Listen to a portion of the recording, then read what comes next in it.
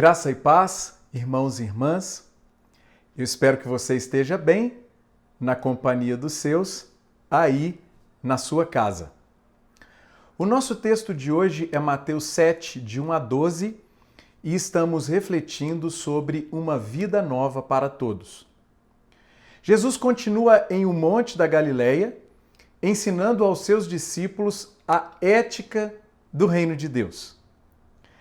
De acordo com John Stott, todo o capítulo 7 trata dos relacionamentos dos cristãos. Diante disso, eu gostaria de propor que quem entra na dinâmica do reino de Deus passa a construir relacionamentos novos, relacionamentos baseados nos valores desse reino. Em Mateus 7, de 1 a 12, encontramos 4 desses valores. O primeiro valor é a misericórdia em relação aos irmãos, do verso 1 ao verso 5. Não julguem para que vocês não sejam julgados, pois da mesma forma que julgarem, vocês serão julgados. E a medida que usarem também será usada para medir vocês. Versos 1 e 2. Jesus começa proibindo o julgamento dos irmãos. Mas que tipo de julgamento ele está proibindo? Jesus não está proibindo as sentenças nos tribunais e nem a suspensão da capacidade crítica. O que ele está proibindo é uma censura de um irmão por outro irmão. Censurar um irmão é condená-lo por um pecado que ele tenha praticado. Quem o faz incorre em pelo menos 2 equívocos. Primeiro, considera-se superior ao irmão que é alvo da sua condenação. Segundo, coloca-se na posição de juiz, que só pode ser ocupada por Deus e por ninguém mais. Além disso, quem censura o irmão estabelece o padrão pelo qual também será censurado pelo irmão. É como um bumerangue. Você joga e ele volta. Ou seja, com o mesmo critério e com a mesma medida que alguém censurar, esse alguém será censurado. E aqui tem algo importante. O oposto do juízo ou da censura é a misericórdia em relação ao irmão. Aqui, Jesus ilustra o seu ensino, perguntando: por que você repara e deseja tirar o cisco de madeira que está no olho do seu irmão?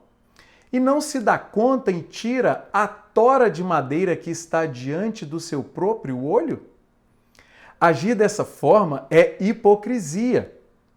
O hipócrita é aquele que parece justo, que põe a máscara do justo, porém não o é. Todavia, aquele que já se deu conta e já tirou a tora de madeira da frente do seu próprio olho, é capaz de, cheio de misericórdia, ajudar o seu irmão a tirar o cisco de madeira que está no olho dele. Com isso, nós aprendemos que a igreja não é o ambiente da hipocrisia religiosa, da vigilância policialesca e da censura perversa. Antes, ela é o espaço da humildade piedosa, da aproximação reverente e da restauração misericordiosa. Jesus deseja que cada um de nós adote o seguinte lema: menos censura e mais misericórdia. O segundo valor é o discernimento em relação ao não-irmão. Verso 6.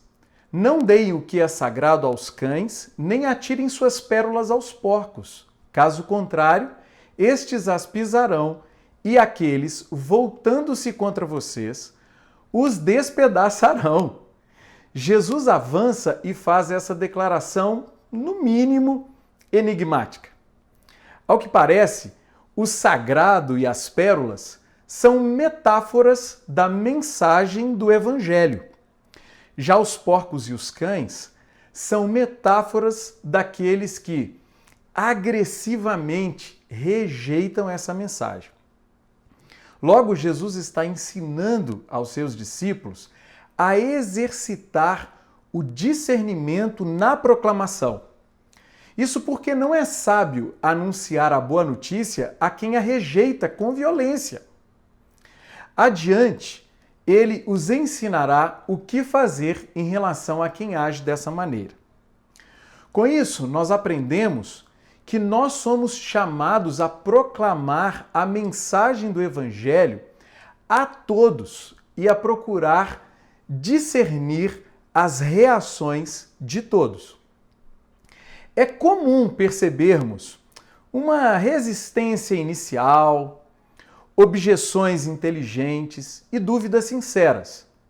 Diante dessas reações, nós damos continuidade à nossa proclamação. Contudo, não é sábio continuar anunciando a boa notícia aos que violentamente a rejeitam, aos que deliberada e agressivamente a rechaçam. Talvez esse princípio valha também para o compartilhar das nossas opiniões pessoais sobre qualquer assunto. Quando discernirmos abertura para o diálogo, dialoguemos. Quando discernirmos reação violenta, nos calemos. Há sabedoria em agir assim. O terceiro valor é a confiança em relação ao Pai Celestial, do verso 7 ao verso 11. Avançando um pouco mais, Jesus retoma o seu ensino sobre a oração, iniciado em 6, 5 a 14. Ele passa dos relacionamentos horizontais com os irmãos e os não-irmãos ao relacionamento vertical. Os discípulos são aqueles que têm o privilégio de orar, de conversar com seu Pai Celestial. Aqui, especialmente, Jesus destaca um dos aspectos da oração, um só, a petição. Embora a oração não se restrinja à petição, a petição faz parte da oração. Assim, Jesus ensina: peçam e será dado, busquem e encontrarão, batam e a porta será aberta. Pois todo o que pede recebe, o que busca encontra, e àquele que bate a porta será aberta.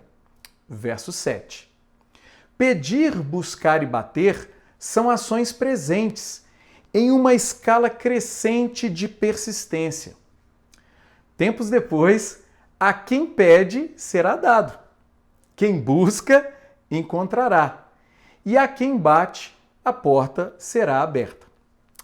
Pergunta: será que Jesus está ensinando que todo e qualquer pedido feito será atendido? A resposta é não, e graças a Deus por isso. Isso porque Deus é um Pai bondoso, não um gênio da lâmpada ou Jim Carrey. Você se lembra do filme Todo-Poderoso? Nele, o Carrey passa uma temporada sendo Deus.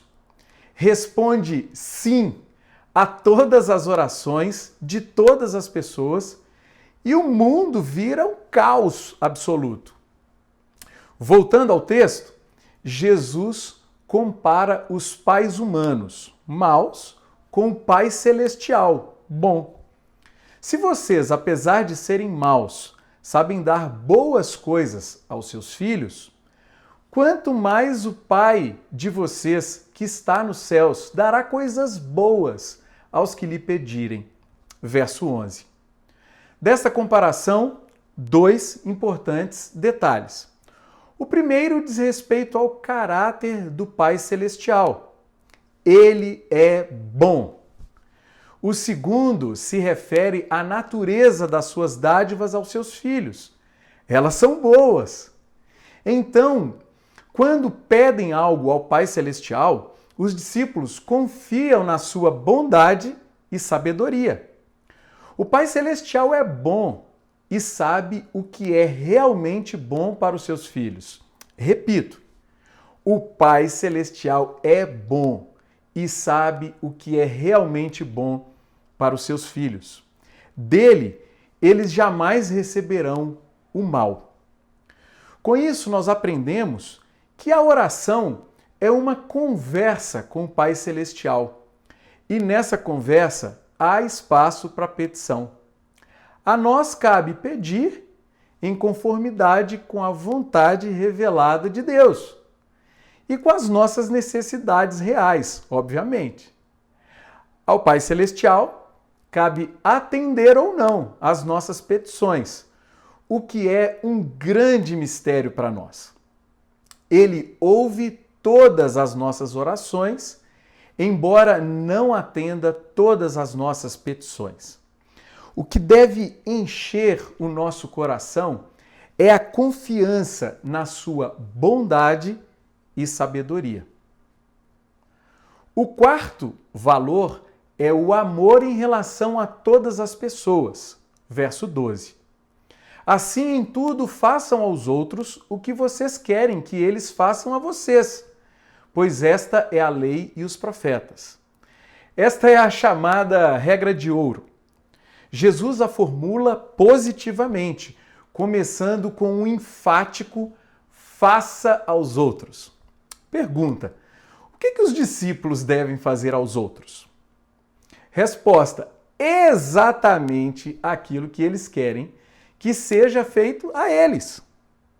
Consequentemente, os discípulos precisam exercitar a sua imaginação. Eles precisam imaginar uma situação e o que gostariam que lhe fizessem nessa situação. Tendo imaginado, eles já saberão então o que fazer em relação ao outro. Essa regra de ouro é um resumo da lei e dos profetas. Com isso, nós aprendemos que em toda e qualquer situação e em toda e qualquer relação, nós precisamos nos perguntar: se eu estivesse no lugar dessa pessoa, o que é que eu gostaria que fosse feito a mim? Imagine e pergunte: se eu estivesse no lugar dessa pessoa, o que eu gostaria que fosse feito a mim? Tendo encontrado a resposta, eu saberei exatamente o que fazer a essa pessoa que está diante de mim. Portanto, Jesus nos ensina a construir os nossos relacionamentos baseados nos valores do reino de Deus. Misericórdia em relação aos irmãos, discernimento em relação aos não-irmãos, confiança em relação ao Pai Celestial e amor em relação a todas as pessoas. A minha oração é que Deus nos ajude a construir novos relacionamentos baseados nos valores do seu reino. Que Ele abençoe você e a sua casa. Um grande abraço.